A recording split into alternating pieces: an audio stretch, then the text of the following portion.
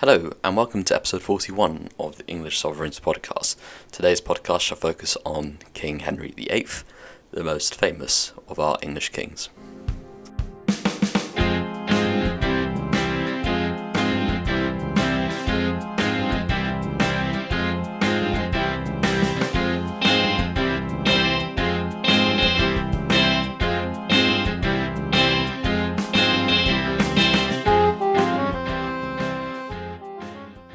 Where Henry VII had been an austere and conservative monarch, characterizations I agree with, Henry VIII was a radical and extravagant monarch.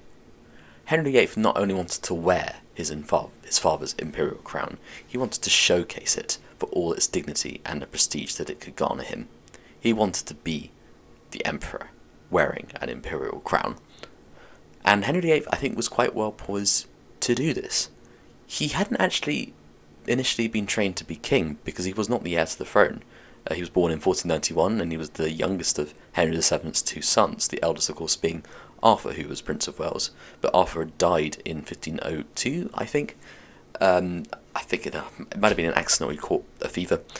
He had married Catherine of Aragon, and so when Arthur died, Catherine of Aragon was given special dispensation to marry Henry VIII, which obviously could have quite groundbreaking effects come the Reformation and Henry's divorce from Catherine. Anyway, at this point Henry came to love Catherine, and they had quite a loving relationship, at least for 15 years up to the mid-1520s when Henry began pursuing Anne Boleyn.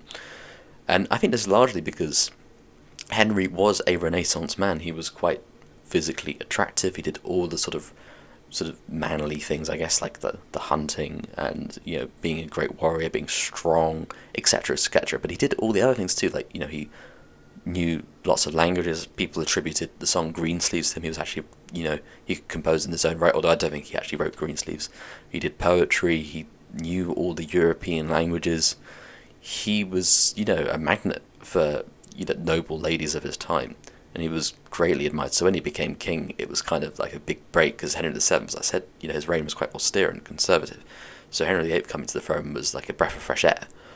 And Henry VIII started off quite auspiciously, so he executed two of Henry VII's most pronounced and conservative ministers, namely Empson and Dudley. They had, helped Henry VII kind of be quite a conservative king. So that was quite useful for Henry to do. And he also did something that Henry VII didn't do, which is he brought Parliament back. He knew that if he wanted to become this sort of emperor, he needed the consent of the people to do it. He couldn't just unilaterally go ahead and rule absolutely. This was still not France. As much as Henry VIII wanted to model himself on the French king, he couldn't be like France. So he did recall Parliament, and even during the Reformation, he worked with Parliament to make sure that it had the broad consent of the people. And obviously, this is not an age of mass enfranchisement, but Parliament still represents a common body of people. The knights of the shires, the local lords, the magnates. It's not completely, redundant. So Henry VIII was quite shrewd in that regard, I think. And when he began as king, he had quite a little political capital, so he persuaded Parliament to grant him money to invade France, as all English kings, at least up to this point, have tried to do. And this invasion in 1513 gained him lots of prestige, and also increased his love for Catherine, because Catherine was left behind and the Scots decided to invade. And Catherine managed to defeat the Scots, and Henry VIII managed to defeat the French on the French mainland. So this was really, really prestigious, and kind of shored up England's place as a quite a powerhouse in Europe. Major power, which England I don't think would ever lose, to be honest. Since then, it's always been quite a major power in Europe. Part of the reason for the success of this campaign was that Thomas Wolsey had basically organised the whole thing, although Henry VIII, modelling himself on Henry V, had led the campaign. So it was prestige for Henry, and it was also personal success for Wolsey. So Wolsey was allowed Hampton Court. He built Hampton Court and basically governed England from it, the day-to-day running of the business of the country. And whilst obviously I wouldn't go as far to say, this is like king prime minister kind of relationship that you have nowadays. You can see some similarities. The king would take all the sort of dignified credit, all the pomp, all the ceremony, and then do all the kind of kingly things that was expected of him. But the actual government of the country was left to a clear, head of government, which was Thomas Wolsey in this case. Then you'd have Thomas More, you'd have Thomas Cromwell, throughout the reigns, and then I'll point out other kind of heads of government before the role of Prime Minister actually emerges. But you can see sort of early gestations of it here. Anyhow, moving on swiftly, the balance of power sort of did change actually in the mid 1510s. So Francis I of France came to the throne in France, and then Charles V of the Holy Roman Empire came to power there, and Henry VIII ended up kind of being the balance of power there, which Henry VIII actually enjoyed for quite a while because it gave him a sense that he was the guarantor of peace. It's like a Pax Anglica. I don't know if that's the right Latin, but kind of like a Pax Britannica kind of thing. But eventually Henry kind of grew restless of this and thought, let's invade France again, because that's what English monarchs like to do. So he tried doing this, but it was not very successful because Charles V didn't actually turn up to the battle, so Henry VIII was humiliated.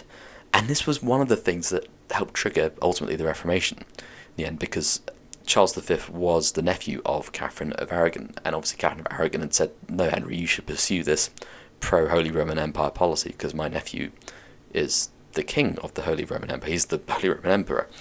And so Henry kind of thought he had pie in his face when this didn't turn out to be true. It didn't turn out to be allies.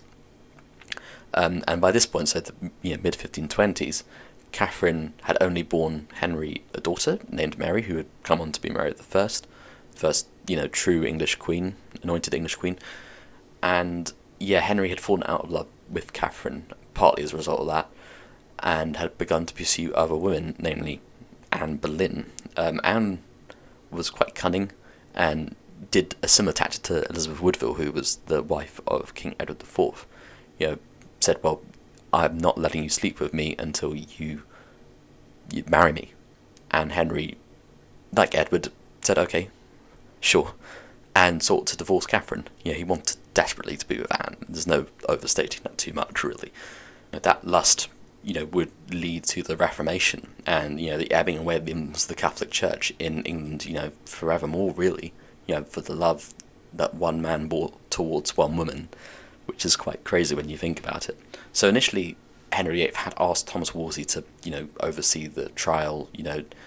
Henry thought that he could divorce Catherine on the grounds in Leviticus, saying, well, I can't. It was illegal for me to marry my brother's wife, which is in Leviticus. But the Pope at the time of 1502, when Henry married Catherine, was basically saying, oh no, that's fine, you can just ignore that passage of Leviticus. But Thomas Wolsey prevaricated on the trial. He didn't, commit either way, and you'd thought he might have gone, actually, I'll give in to Henry here. What have I got to lose? I'll be forever popular with him. But he divaricated, and the Pope was actually captured by Charles V. So even if the Pope had wanted to give him a divorce, he couldn't, because again, Charles V, being Catherine's nephew, wasn't going to let the Pope cast Catherine aside like that. So it kind of endured, and eventually, Wolsey was removed from office, and Henry said, okay, right, if you're not going to let me have it, I'm just going to say, I'm the Pope. I'm the head of the church in England. There's nothing the Pope can do about it. There are no popes in the Bible. There are kings, and the kings have spiritual authority. He turned to more moralistic, theological arguments that you'd get in, intellectual books, especially by the likes of Thomas Cranmer, who became the Archbishop of Canterbury. Even though Cranmer had allegiance to Rome, he was like, no, I'm going to do what I want for my king, and so allowed divorce between Henry and Catherine to take place, because Henry was the head of the church, nothing the Pope. He didn't have the force of arms to prevent it. He clearly lacked the moral authority to as well, so Henry just did as he pleased, and by the time Anne Boleyn was pregnant, he went and married Anne, and that was it. He then made all of his subjects take the oath of succession, or, he basically saying, affirming Henry as the supreme head of the church in England.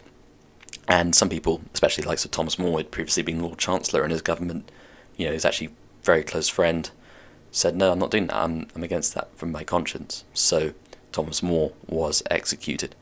The Reformation here in England is really significant for so many reasons. I mean, firstly, although not foremost, perhaps, is that Henry hated Lutheranism.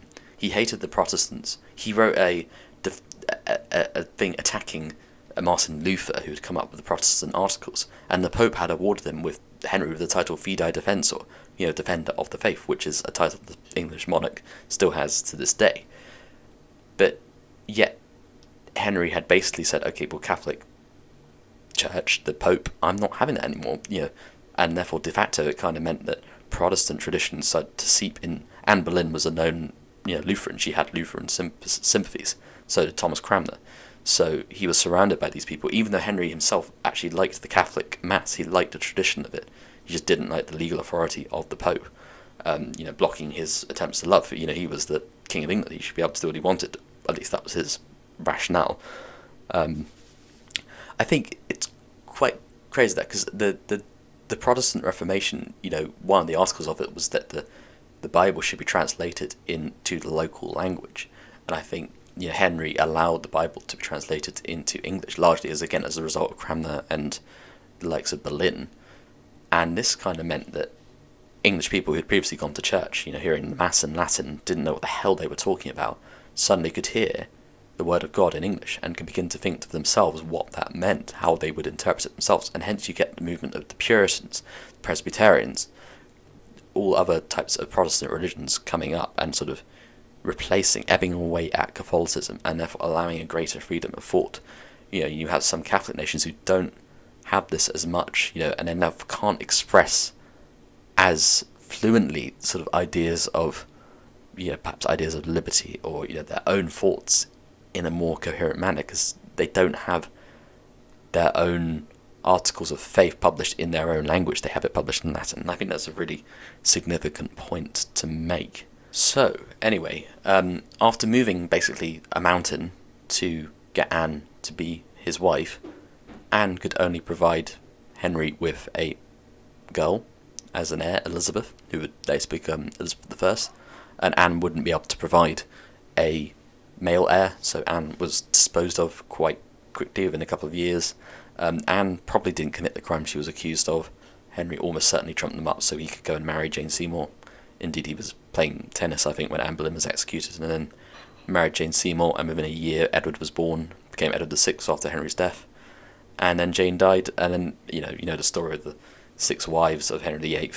It was around this time, in 1536, that Henry decided to practically dissolve the monasteries, which was a huge, huge role, and again links back into the significance of the Reformation, because these monasteries had been sitting on a huge, huge wealth of property, of land, of money, and they didn't even owe their allegiance to the king. They owed their allegiance to the Pope, and Henry really wanted to change that. He needed the money, to kind of show that his imperial crown was worth something.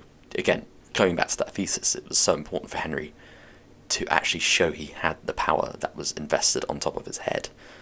And so he did that.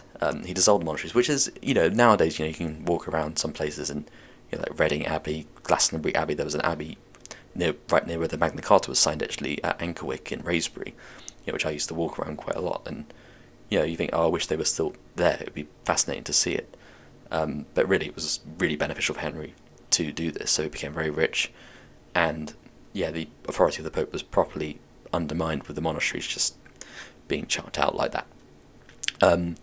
So, aside from that, the 1540s for Henry, he became quite old. It was actually a little bit unfair on Anne, because Henry fell off his horse when he was jousting, and I think his leg developed an ulcer, which then became gangrenous, I think. And this caused a panic in Anne, who was pregnant with a boy at the time, and then Anne had a miscarriage, and then that was it for Henry. That was the final straw. Anyway, Henry never recovered from that and became old, fat, frail, and, was in a fiery temper a lot of the time. He obviously beheaded Catherine Howard. He didn't like Anne of Cleves, and he didn't like, he only just managed to get on with Catherine Parr. So really there was quite a big strain on Henry. And then it was really in the 1540s became quite tyrannical, didn't really rule with Parliament's consent anymore, preferring to rule by proclamation in the Privy Council. And things weren't looking too good for any kind of concept of English liberty at this time. So it was by 1547 that he, basically caught over and died, leaving the throne to his Protestant-educated son, Edward VI. So I think Henry's reign, was so important, obviously, to English history. The Reformation was huge because it just created this sense of, I think helped foster a sense of English identity further. Set England on a far different direction from the rest of the continent. And really, I think because, again, geographical limits to other countries trying to enforce their will upon us kind of helped, England be able to do this successfully. Obviously, the Spanish Armada would come to try and correct England's Protestantism in 1588, but really there's nothing other countries could do to stop it. If we'd been, Belgium or, Netherlands or a country on the continent, then we probably might have been stopped, but we weren't. But sometimes I think a good indicator of whether a king has been sort of worthwhile is whether, another successor uses their regnal name. Henry VIII is the last Henry. We've had nearly 500 years now. Obviously, we've got Prince Harry, who never become king, but you have other kings. John, no one else has been called John because he's such a bad king. James as well. So I think the fact that Henry hasn't been named might show to me that he, whilst his legacy is titanic, I don't think it's particularly welcomed, or he was such a tyrant, he did so many tyrannical things, like, for him the end really justified the means, that end being, to be the most imperial king you could possibly be. So, that was that. That is the reign of King Henry VIII. I hope to have some guests on for the next few podcasts of Edward, Mary, and Elizabeth, but until then, goodbye.